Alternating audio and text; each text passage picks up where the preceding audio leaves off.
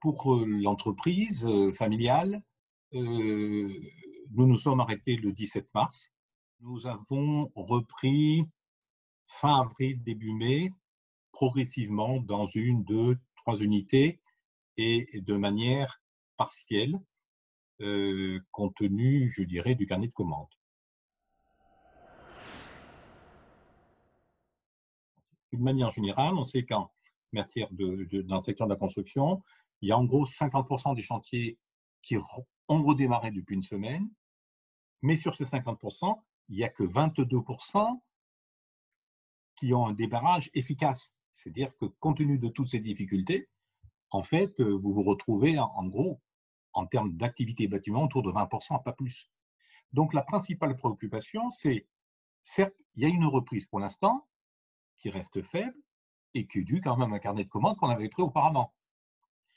Mais ce dont on s'inquiète principalement dans le bâtiment et les industries de la construction, qui sont totalement liées au bâtiment, c'est est-ce qu'après ce redémarrage dû à des commandes qui étaient là auparavant, est-ce que ça va être confirmé?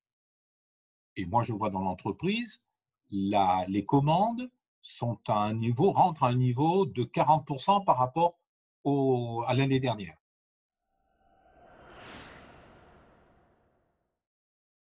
Ce qui serait important, je dirais, pour la filière, pour l'entreprise et pour mon entreprise, c'est que les objectifs de relance de l'économie, et notamment par le secteur public, aussi bien en logement qu'en bâtiment tertiaire, il y a une bien volonté de l'État de faire une reprise économique. Et, bien entendu, malgré que la RE 2020 ait été repoussée de 6 mois, il faut que celle-ci soit vraiment effective de manière à ce que la filière bois puisse en bénéficier. Après, le deuxième point, c'est le bas carbone.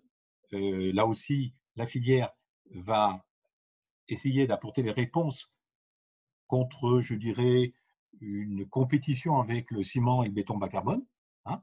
Et là, la filière a des réponses maintenant. Elle a fait faire des expertises. Ces expertises sont favorables et elle va apporter des réponses aux maîtres d'ouvrage. Et puis, bien entendu, que ce soit pour le secteur bâtiment ou même pour l'ensemble de la filière, on espère que le gouvernement favorisera l'économie circulaire, dans laquelle évidemment la filière bois est évidemment pionnière et un exemple d'économie circulaire.